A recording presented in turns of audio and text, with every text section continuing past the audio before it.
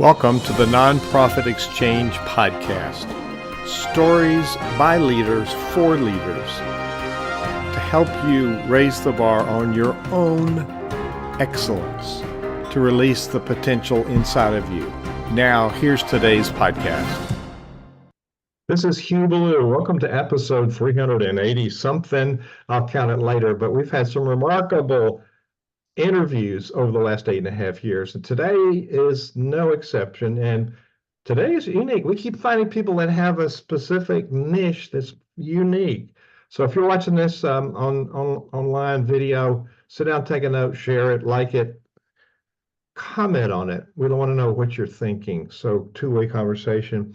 It's the Nonprofit Exchange, THE Nonprofit Exchange, and you can find us wherever you get podcasts. We'd love for you to get on and listen, and this one will be at the top of the pile. Our guest today is Randall Hallett. Randall, tell people a little bit about who you are and your background and your passion for this work. Sure, and thank you so much for having me. I like to tell people that I'm a son, and I'm a dad, and I'm a husband, and a brother, and those things are what I value the most. What it is I do every day is I try to be a little bit of a pain in the backside. I've believed since I was a little kid that you don't see improvement and get better in life unless you're a little bit uncomfortable. And frankly, the work that I do is based on that, and have spent my whole life in the nonprofit space, which we've all, if you have enough gray hair, we didn't have the intro into the professions, I think, like most. And now we're in a situation where we have education. I got started coming out of law school as a fundraiser, as a chief development officer in my first job, and spent the first part of my career doing that in both education and healthcare. Now I'm a consultant who wants to find a better way of doing philanthropy, of affecting philanthropy with people who want to make a difference in our communities. And the numbers say it, but I see it with the clients I have around the world. Philanthropy is needed more now today than it ever has been.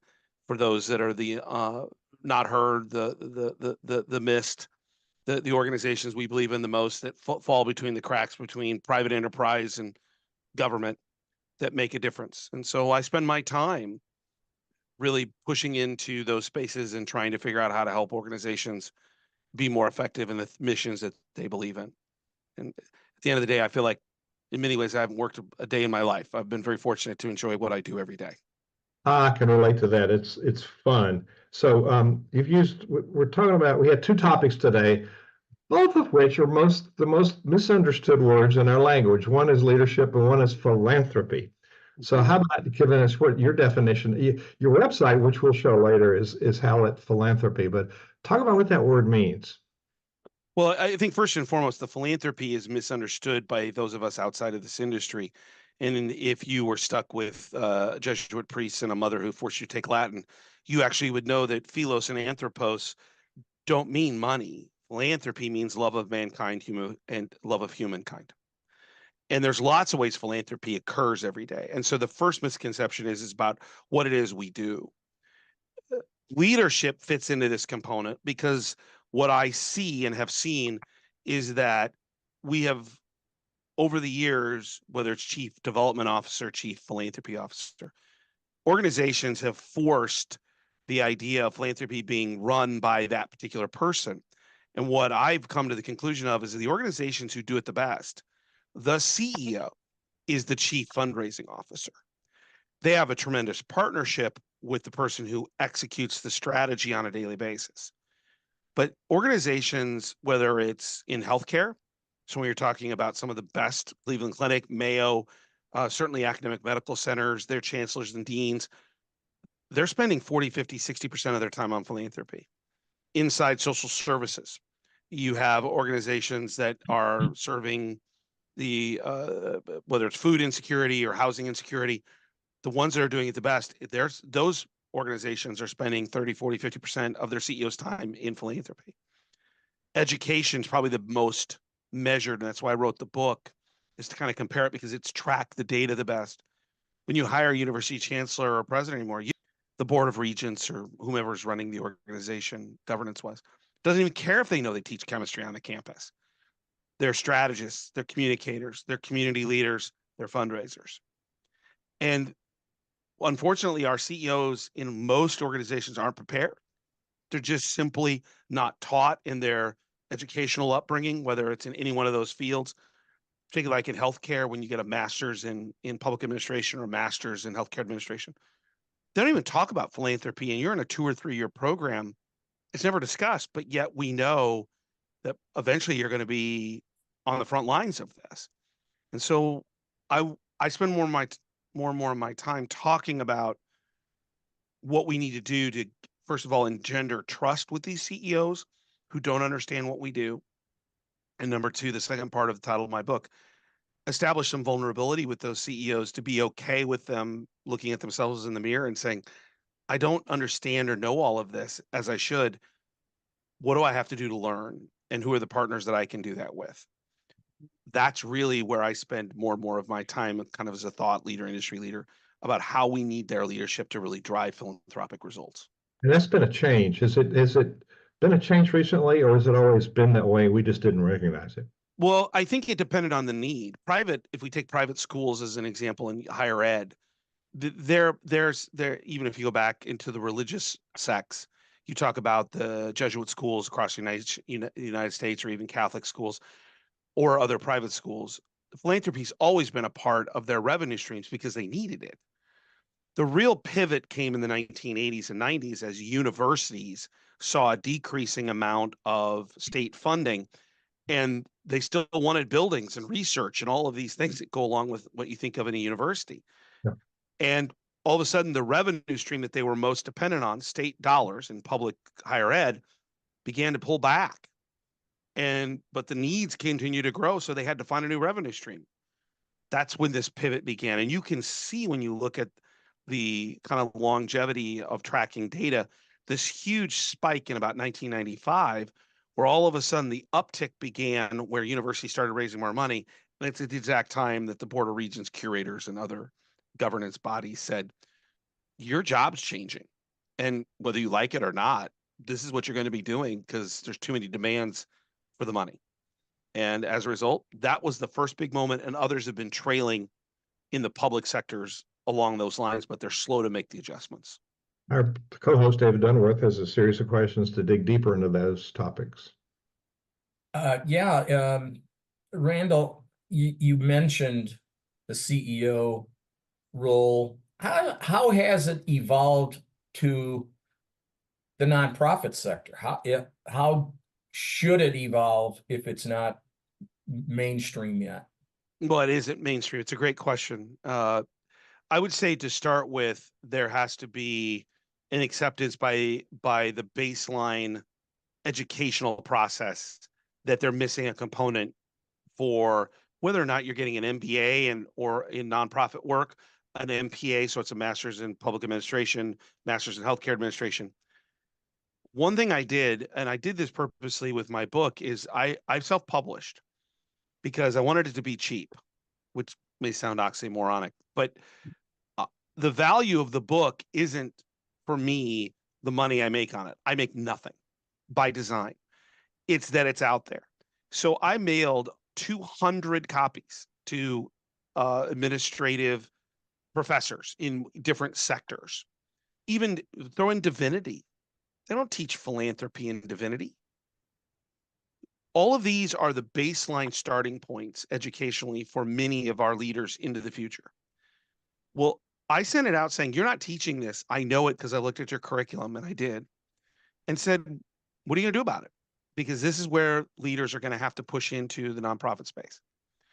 And I got results immediately, like professors reaching out saying, I've never even thought about this. So part of this is a level setting, is an understanding that we have to start earlier in the conversation. There are some people that come to this naturally. They don't know the techniques, the details, but they have a natural affinity to building trust with people in the community, looking long-term, building strategy, being able to bring people together. They've gotten there because they just had natural talents and interests to bring them to that point. The problem is that too many leaders are pivoting as we go through financial little upheaval, inflation coming out of the pandemic. They're looking internally. And I keep saying, how many people in the organization worry about what goes on in the organization every day? But there's only one person that millionaire, that business owner, that community leader wants to deal with. They don't want to deal with a mid-level leader. They're used to dealing with the CEO. And so the pivot has to be to look externally. And that's uncomfortable because they don't understand the basics. They don't understand the importance, even the simplicity of where does philanthropy from a financial perspective fit into strategic planning? How do you account for that? Because money is what drives mission. All of those premises are the new age of where we're going. And in 10 years, I think hospital presidents are going to look like university presidents. And museum directors or zoo directors are going to look like university presidents, where they're not going to be worried about what animals are being fed or, what pieces are in the museum or how many patients are going through the organization. They may have dashboards to know that. Their main part of their job is, what am I doing to build connections in the community to leverage philanthropy, which is cheap, quick, easy, and embraces the people that you're supposed to be serving in the first place. One of the things you touched on is that relationship building. Most nonprofits that we come across and we read about or hear about are those that are focused purely on grant writing. So much time and effort is put into that. And yet, I wrote an article about 5 years back that said, get out from behind your corporate veil. You are your brand. And yet it's been slow for that evolution to occur, especially in the nonprofit sector. And how can a CEO who, if he gets or she gets that message, how can they get ready to be that? They've never had any training, you say, you've mentioned rather, and it's hard for that transition to occur, I would think. It is. So you said something, I think, first of all, get your article back out. Please republish it about 90,000 times. The first thing I would say is there's very specific data. I think AHP, the Association for Healthcare Philanthropy, probably tracks the specific data pretty well, but AFP, CASE do a pretty good work as well about where the best performers are spending a majority of their time to maximize philanthropic results. And they come back with the same answers all the time. And to your point, I keep asking, why aren't we looking at the data? So the first thing I'd say is CEOs have gotten there by data.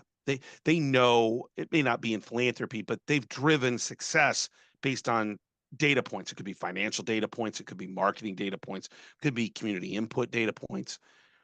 The data tells us, as you well know, that the best place for us to raise money is in an individual relationship giving. Principal gifts, major gifts, planned gifts. I'll even throw in corporations and foundations, not grants per se, because people make those decisions inside those committees or that corporation or the foundation. So the first part is sharing the data as to the average gift is the highest and the most amount of money comes from those sources. And the Giving Institute it does a tremendous job of collecting that data on an annual basis. The last number I saw was if you add bequests and individual giving, almost 80% of all the dollars in the United States come from individuals because bequests are individuals, individuals are individuals. The second part then is how you help CEOs get ready for that. So data is the first reason that they should consider it. The second then is what's happening in higher ed. If you become a dean for the first time, there are curriculums where you go away for 2 days and the basics are taught. And the premise of those, and I think of my friend Jim Langley, who does a tremendous job in this space, it's about what we overuse, probably transformational relationships. It's long term. Transformational isn't a dollar figure. It's when the donor thinks that the impact's the greatest. And that's a mentality shift from transactional. We need the dollars now. That's a you problem. A donor problem is figuring out how they can make a difference. And that gets into different levels of conversation about passion and impact and an outcome, which can't happen in 1 or 2 meetings. As we all know, it takes time if you want a $5 million gift to really be transformational. It takes time to explain what it is we're about and then figure out what they're about and find out where the connection is and then how we're going to measure that impact and what those dollars are going to do that meets with the initial intent of that a particular donor or prospect, couple, whomever. So the first thing is data should help us inform our leaders as to where we should be spending our resources, time and dollars. And second is explaining that it takes time to build the relationships that are going to really change the organization, its mission, its impact in the community. And that's just hard conversations. And I give my former boss and my mentor, one of my two mentors, Glenn Fosdick, who was the CEO at the medical center, and I write about it in the book.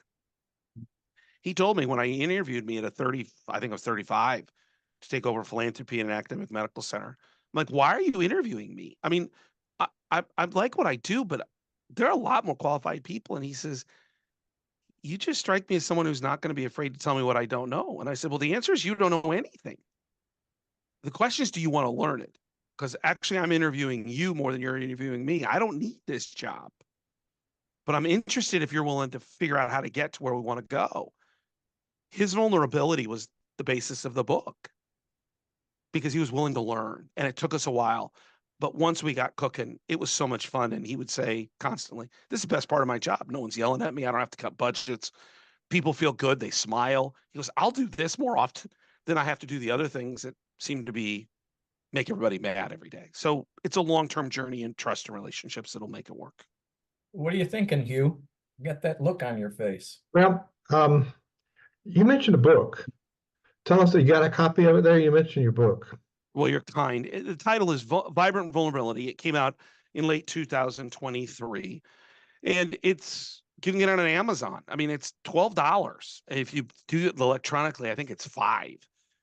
And it's built not to make me money. It's built to get in the hands of people. And it's a kind of where we're at in our nonprofit world. It focuses a little bit more on healthcare, but it's applicable anywhere. Number two, then so the first part is how we got here and the challenges and about power and about omnipotence and about the issues involving trying to figure out who's done it well and do some comparisons. And then the last part of the book, the last 5 chapters, are the solutions, how we have to look at relationships, how we have to build from the community with our boards and what their real role is, how we have to talk about embracing kind of this idea of what goes on in terms of where it fits into strategic planning. What are the characteristics you want in a great chief development officer? And it's not what you might think. There are a lot of other attributes that I think are more important. And then about other parts of the organization, because CFOs don't like philanthropy because they can't control it. Somebody else controls when the dollars come in. How do you work with CFOs? How do you work with the C-suite or the administrative team who don't understand what you do? The book is based on, here's the problem, but here are the solutions. And they're right there. I give them away because I think it's that important. Yeah, I was just, while you were talking, I was just thinking, what teaching is going on in this book, and you've just identified you've got some solutions in there. That's great. So I'll give you an example. Yeah, that would be super. So in the chapter 9, I talk about integration into strategic planning. And there's a chart that I've used with clients for a year. I mean, I built it for the University of Nebraska Medical Center when I was there. And in it talks through the process of wants and needs, going through financial, and then buckets. And it talks about buckets. Some things we're never going to do, no matter how much money we raise, how much we have. It's not our core competency. To the bucket of, we don't have any money, but if you can go get it philanthropically because it doesn't cost us anything, we'll do it. To the bucket of, hey, if you can go get some money, we're going to pay for this anyway. It would be nice to, not have to expend the money. To my favorite bucket of, we can allocate 50% of the expense, but we don't have the other 50%. And we need partners to make that happen. So it becomes a collaborative engagement. That simple process chart I've used so often just as a way to illuminate what it is we're trying to accomplish. Then the second part is I actually put in an Excel spreadsheet, a business plan that includes philanthropy and shows the difference in ROI when you include philanthropy versus in healthcare, clinical dollars, or if in education, tuition dollars, which are much more expensive and take longer to get. So you begin to see the ROI of projects move in years, shorter spans of time if you include philanthropy. That kind of level of detail, I think, helps CEOs better understand, because it's the kind of things they're used to looking at, process charts, financial statements, to give them a sense of comfort that this might be new, but a lot of the basics are actually things they understand and do every day. You know, you mentioned before we came on live, we talked briefly about clergy and how clergy is so ingrained in tithing. It's an ancient concept. It's biblical. And yet more and more organizations, more clergy groups, churches, if you will, synagogues, are closing because of the lack of funding. No, it's the idea of obligatory giving. So one of the things that I did from the book, and I wrote it a little bit with a healthcare lens, but it applies anywhere. So we just took, Hallett Philanthropy just took a bunch of Methodist ministers through the conversation we're having. And I asked them, I said, when you ask for money, because you're a nonprofit, 100% of your almost 100% of your money comes from the congregants. Do you ask them to give, or do you actually ask them what they want to give to? And the answer, at least here in Omaha, was, well, we just tell them they should give. And I said, why would I give you money if you're not willing to listen to what I want to give to? And we began to shift that a little bit, where I said, go talk to your 5 or 7 largest donors, congregants, supporters. And instead of saying, would you give me $20,000? Why don't you ask them what is most valuable about the church to them? And we're getting immediate feedback instantaneously, like, they up their giving.